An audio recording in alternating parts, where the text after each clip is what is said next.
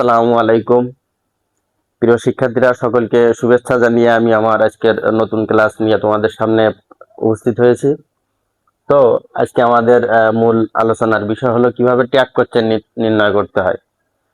Tag কোশ্চেনটা মূলত নবম দশম শ্রেণীর এবং ইন্টারমিডিয়েট থেকে শুরু করে বিভিন্ন সরকারি বেসরকারি চাকরি প্রতিযোগিতায় এটা আমাদেরকে সমাধান করতে হয়। তো এই গুরুত্বপূর্ণ বিষয়টা আজকে আমরা শিখব। আমার ট্যাগ কোশ্চেনের যে দুইটা পার্ট আমি তোমাদের জন্য সাজিয়েছি, এই দুইটা পার্ট যদি তোমরা মনোযোগ সহকারে এই ভিডিওটা দেখো, আশা করি ট্যাগ কোশ্চেন নিয়ে তোমাদের কোনো চিন্তা করতে হবে না। তোমরা খুব সহজেই ট্যাগ কোশ্চেন নির্ণয় করতে পারবে। তো প্রিয় শিক্ষার্থীরা, আগে আমরা এটা জানি যে ট্যাগ কোশ্চেনটা আসলে কি। তো ট্যাগ কোশ্চেন হলো এমন এক শব্দগুচ্ছ যা কোনো স্টেটমেন্টকে প্রশ্ন তৈরি করার জন্য বা সেটি সঠিক কিনা তা যাচাই করার জন্য, অর্থাৎ স্টেটমেন্টটি সঠিক কিনা সেটা যাচাই করার জন্য এর শেষে, অর্থাৎ এই প্রশ্নের শেষে যোগ করা হয়। উদাহরণস্বরূপ আমি যদি বলি, দেখো, যেমন সে সত্যবাদী, সে সত্যবাদী, তাই নয় কি? তাই নয় কি? তো এটা যদি আমি ইংরেজিতে ট্যাগ কোশ্চেন আকারে লিখি, তাহলে আমাকে কি লিখতে হবে? He is truthful, he is truthful, সে সত্যবাদী।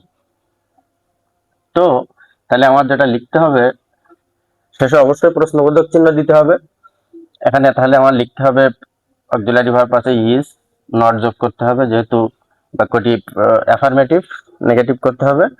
সাবজেক্ট আছে হি, ইজন্ট হি। তো আমি যদি লিখি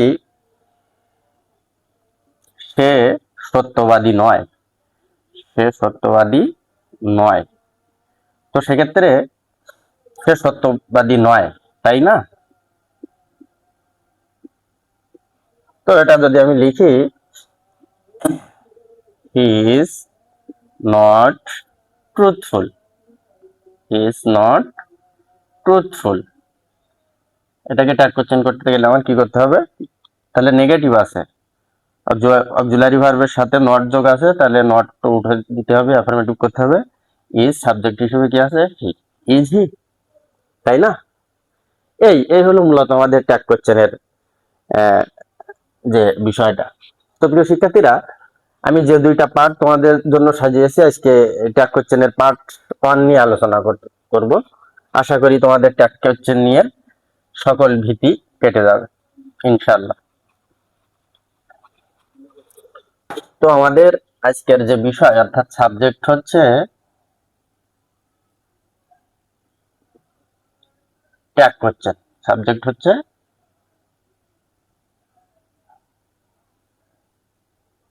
ট্যাগ কোশ্চেন। কিভাবে ট্যাগ কোশ্চেন নির্ণয় করতে হয়। তো প্রিয় শিক্ষার্থীরা, আমি তোমাদের বইয়ে অনেকগুলো রুল দেওয়া আছে, ট্যাগ কোশ্চেনের অনেকগুলো নিয়ম দেওয়া আছে। তো আমি আমার মতো করে কিছু রুল আমি নিজে সাজিয়েছি, যেটা তোমরা আয়ত্ত করতে পারলেই, অর্থাৎ আত্মস্থ করতে পারলেই ট্যাগ কোশ্চেন নিয়ে তোমাদের সকল ধোঁয়াশা দূর হয়ে যাবে ইনশাল্লাহ। তো দেখো, ট্যাগ কোশ্চেন করার যে রুল, প্রথম যদি আমি একটা রুল দেখি, সেটা এমন যে অ্যাফার্মেটিভ সেন্টেন্স, অ্যাফার্মেটিভ সেন্টেন্সের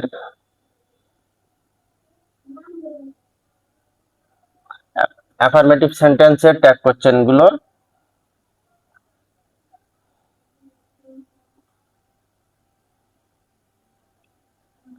অ্যাফার্মেটিভ সেন্টেন্সের ট্যাগ কোশ্চেন গুলো কি হয়? এটা নেগেটিভ হয়। কি হয়?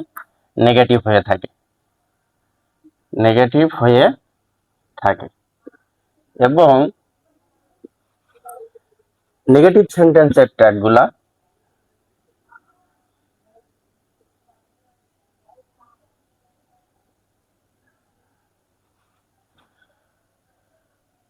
অ্যাফার্মেটিভ হয়ে থাকে।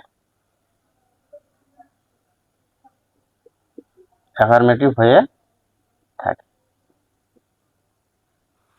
আর একটা বিষয় সেটা হচ্ছে এই নেগেটিভ ফর্মটি সবসময় আমাদের কি হবে, নেগেটিভ ফর্মটি সবসময় সংক্ষিপ্ত রূপ ব্যবহৃত হবে এবং নেগেটিভ ফর্মটির সবসময় সংক্ষিপ্ত রূপ বসে, সংক্ষিপ্ত রূপ বসে। এক্সাম্পল হিসেবে যদি আমি তোমাদের বলি সেটা কেমন, যেমন দেখো am not, am not, এটাকে যদি আমরা সংক্ষেপে লিখি তাহলে লিখতে হবে, ট্যাগ কোশ্চেনে লিখতে হবে aren't নতুবা ain't। যেমন is not, is not লিখতে হবে isn't, isn't। are not কি লিখবো, aren't,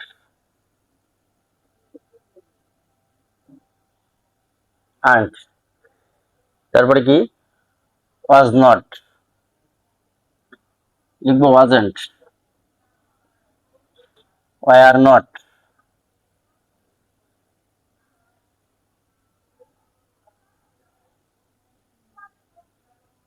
সংক্ষেপে লিখতে হবে আমাদের have not,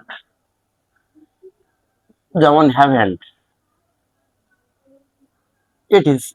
এইভাবে আমাদের যে নেগেটিভ ফর্মটির সবসময় সংক্ষিপ্ত রূপ বসাতে হবে আমাদের এভাবে। তো প্রিয় শিক্ষার্থীরা, এখন আমরা পরবর্তী রুলে চলে যাই। তো দেখো আমি যেটা লিখছি, অ্যাফার্মেটিভ সেন্টেন্সের ট্যাগ কোশ্চেন গুলো নেগেটিভ হয়ে থাকে, অর্থাৎ সেন্টেন্সটি যদি অ্যাফার্মেটিভ হয়ে থাকে তাহলে আমাকে নেগেটিভের রূপ দিতে হবে, এবং নেগেটিভ সেন্টেন্স যদি থাকে, নাবোধক থাকে, তাহলে আমাকে অ্যাফার্মেটিভ করতে হবে, এবং নেগেটিভ ফর্মটির সবসময় সংক্ষিপ্ত রূপ বসে, যেমন এই হ্যাভ নট থাকলে আর্নড বা এন্ট, এই আকারে আর কি। আমরা পরবর্তী রুলে চলে যাই।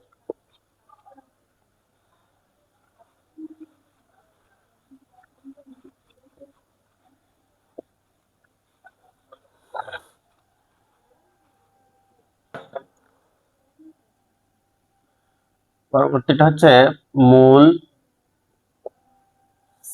সাবজেক্টের প্রোনাউন, মূল সাবজেক্টের প্রোনাউন সবসময়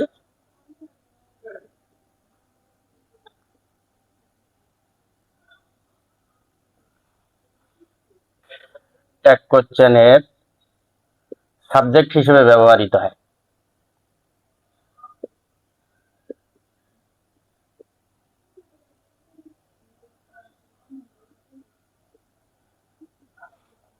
মূল সাবজেক্টের প্রোনাউন সবসময় ট্যাগ কোশ্চেনের সাবজেক্ট হিসেবে ব্যবহৃত হয়। সেটা কেমন আমি তোমাদের উদাহরণ দিয়ে দেখাই। যেমন দেখো রহিম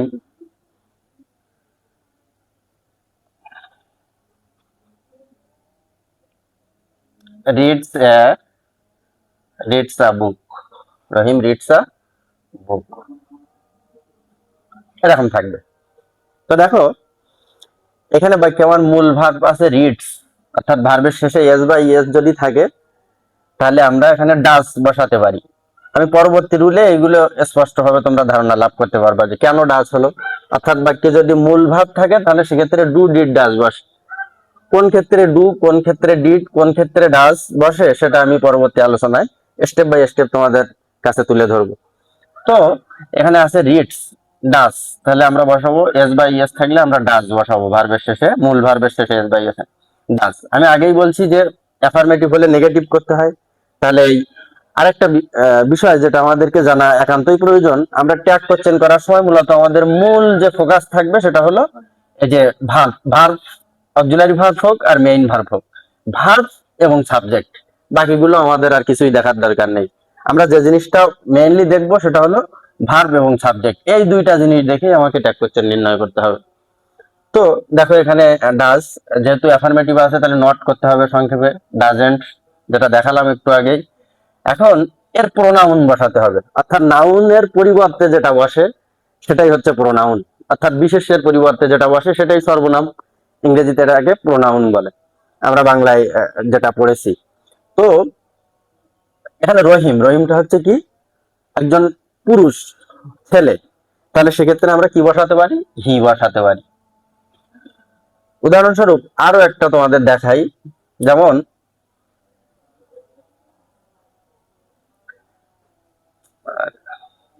যেমন রানী ইজ সিঙ্গিং এ সং,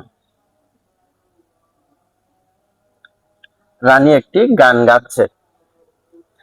তো এখানে দেখো বাক্যে অক্সিলারি ভার্ব আছে ইজ, অক্সিলারি ভার্ব থাকলে বাক্যে সরাসরি বসে যায়, আমি পরবর্তীতে তোমাদেরকে এটা নিয়ে আলোচনা করতেছি। ইজ যেহেতু নট নেই তাহলে সংক্ষেপে নট বসাতে হবে, ইজেন্ট। রানী যেহেতু মেয়ে অর্থাৎ এই সাবজেক্টের প্রোনাউন বসবে, তাহলে যেহেতু রানী মেয়ে বুঝাচ্ছে তাহলে এখানে কি বসবে, শি বসবে। এটাই, এভাবেই মূলত আমরা আমাদের ট্যাগ কোশ্চেন গুলো সমাধান করব।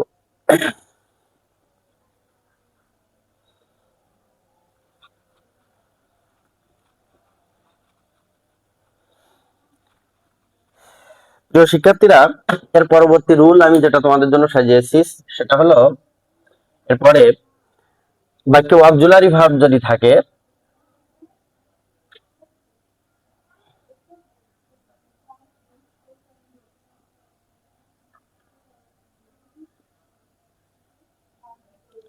অক্সিলারি ভার্ব অর্থাৎ সাহায্যকারী ক্রিয়া, অক্সিলারি ভার্ব বলতে সাহায্যকারী ক্রিয়া, বাক্যে যদি অক্সিলারি ভার্ব থাকে, বাক্যে অক্সিলারি ভার্ব থাকলে সরাসরি সেটা বসে যায়।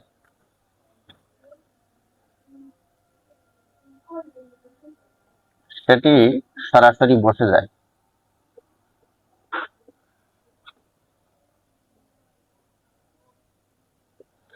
তো প্রিয় শিক্ষার্থীরা, এই অক্সিলারি ভার্ব কোনগুলো এগুলো তো আমরা সবাই জানি না। তো তোমাদের জানার সুবিধার্থে আমি মূলত ইংরেজিতে আমাদের এরকম অক্সিলারি ভার্ব আছে 24টি, সেটা আমি তোমাদের এখানে তুলে ধরতে চাচ্ছি, যেটা সরাসরি ট্যাগ কোশ্চেন করার সময় সরাসরি বসে যায়। তো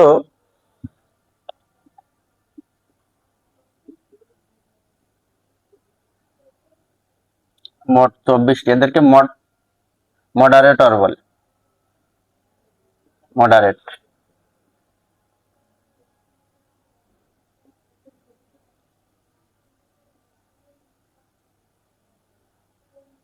অক্সিলারি ভার্ব যথা সাধারণ অক্সিলারি দুই ভাগে ভাগ করা হয়েছে, একটা হচ্ছে সাধারণ অক্সিলারি,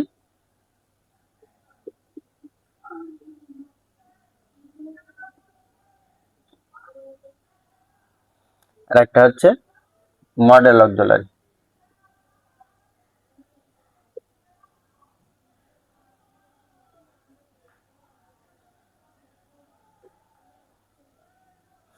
তো সাধারণ অক্সিলারি গুলো কি, am, is, are, was,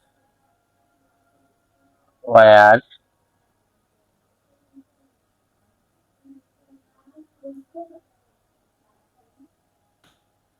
have, has, had। am, is, are, was, were, have, has, had। এখানে মডেল অক্সিলারি কি হবে, shall, should, will, would, can, would, may, might, must, need, dare, used to, ought to। তো প্রিয় শিক্ষার্থীরা, এই হলো আমাদের auxiliary ভার্বের যে দুইটা পার্ট অংশ আছে, একটা হচ্ছে সাধারণ অক্সিলারি, একটা হচ্ছে মডেল অক্সিলারি। তো এই যে ভার্বগুলো আমি তোমাদের এইখানে বোর্ডে সাজালাম, এই ভার্বগুলো মূলত ট্যাগ কোশ্চেন করার সময় সরাসরি বসে যায়, এবং বাক্যটি যদি অ্যাফার্মেটিভ হয় তাহলে এর সাথে নট যোগ করতে হবে, আর যদি নেগেটিভ হয় তাহলে নটটা উঠিয়ে দিতে হবে। এটাই মূলত। তো উদাহরণস্বরূপ আমি যদি তোমাদের বলি, যেমন দেখো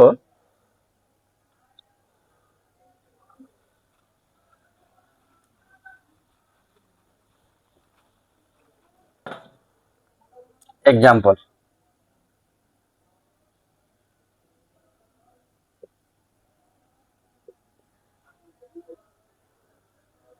যেমন দেখো she is writing a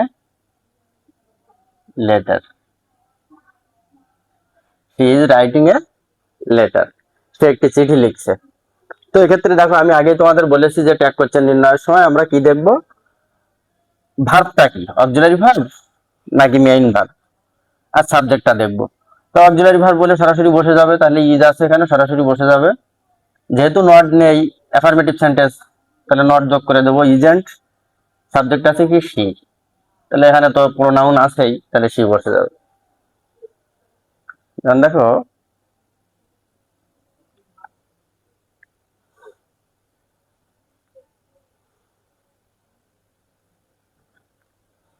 যেমন they are going to the they are going to the market, তারা বাজারে যাচ্ছে।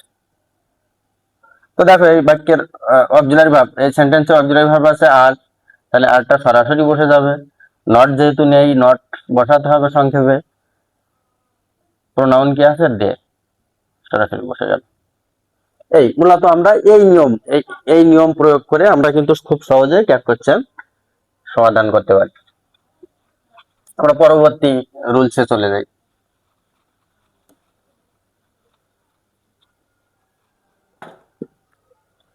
প্রিয় শিক্ষার্থীরা, ট্যাগ কোশ্চেনের ক্ষেত্রে যদি বাক্যে মেইন ভার্ব থাকে, বাক্যে যদি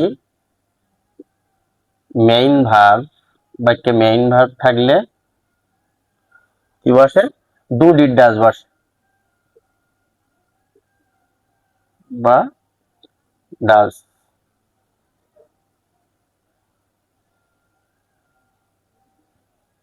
ডু ডিড অথবা ডাজ বসে।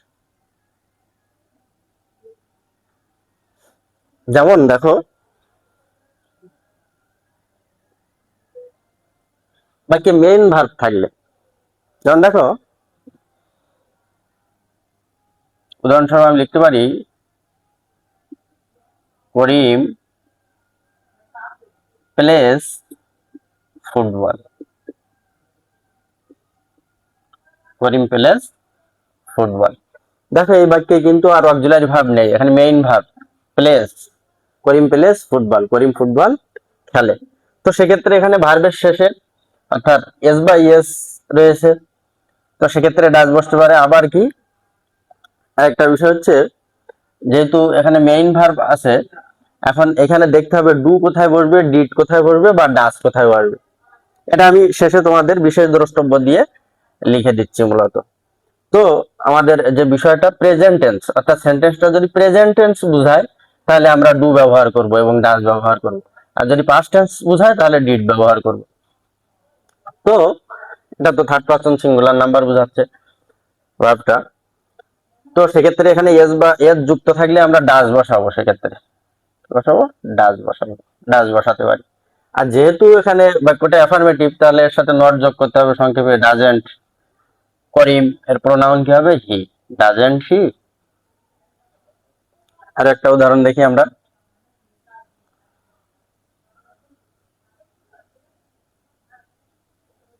she went to market, she went to market, সে বাজারে গিয়েছিল। তো প্রিয় শিক্ষার্থীরা, এখন দেখো এখানে মেইন ভার্ব আছে এবং এটাকে পাস্ট টেন্স নির্দেশ করতেছে। সেক্ষেত্রে যেহেতু পাস্ট টেন্স নির্দেশ করতেছে, সেক্ষেত্রে আমাদের ডিড বসাতে হবে, ডিড। বাক্যটা যেহেতু অ্যাফার্মেটিভ আছে, তাহলে আমার কি করতে হবে, নট যোগ করতে হবে। ডিডেন্ট, সি আছে, প্রোনাউন সিটা বসে যাবে। অর্থাৎ বাক্যে সাবজেক্ট যেটা থাকে ওটার পরিবর্তে প্রোনাউন বসাতে হবে আমাদের, যেটা আগেই বলেছি তোমাদের মূল সাবজেক্টের প্রোনাউন বসাতে হয়। তো প্রিয় শিক্ষার্থীরা, এভাবেই মূলত আমরা সমাধান করতে পারি। তো দেখো, আমি তোমাদের বিশেষ দ্রষ্টব্য দিয়ে এখানে উল্লেখ করে দেই, বাক্যটি প্রেজেন্ট টেন্স বুঝালে,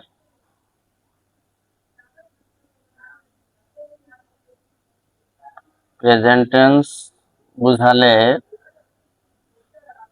সেক্ষেত্রে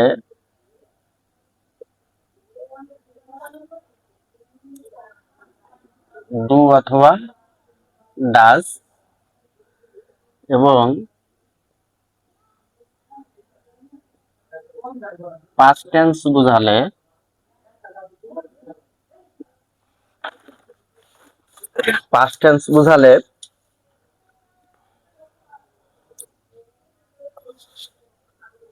ডিড বস, পাস্ট টেন্স বুঝালে ডিড বস।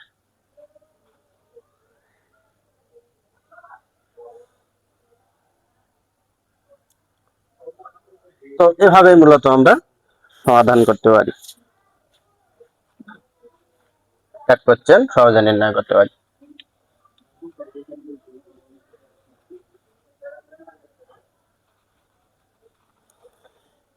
তো শিক্ষার্থীরা, পরবর্তী যে রুলটা সেটা হলো, আমরা এটা করতে পারি সকল বহুবচনের সাবজেক্ট, সকল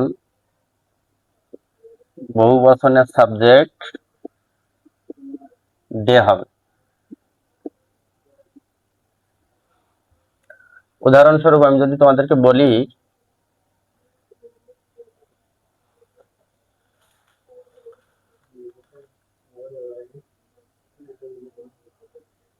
the rich are not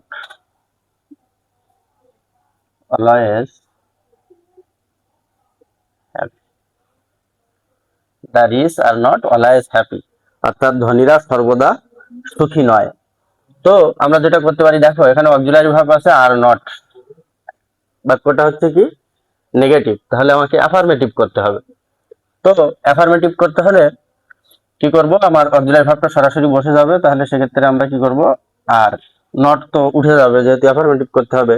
R the rich বলতে এখানে ধনীদের বোঝাচ্ছে, এটা প্লুরাল সাবজেক্ট, বহুবচন বোঝাচ্ছে, সেক্ষেত্রে আমরা এখানে দে বসাতে পারি, অর্থাৎ আর দে।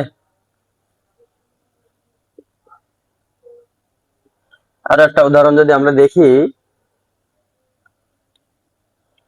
দেখো people are going to the market,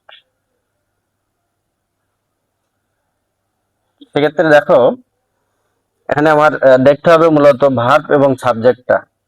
তো এখানে ভার্ব অক্সিলারি ভার্ব আছে, সেক্ষেত্রে আর সরাসরি বসে যাবে, অক্সিলারি ভার্ব থাকলে বাক্যে সরাসরি বসে যায়।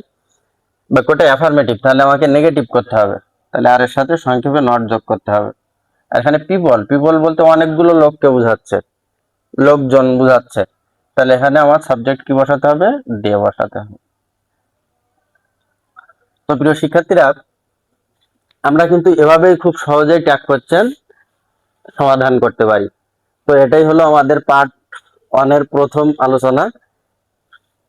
দ্বিতীয় পার্ট দেখতে চোখ রাখুন আমার এই চ্যানেলে।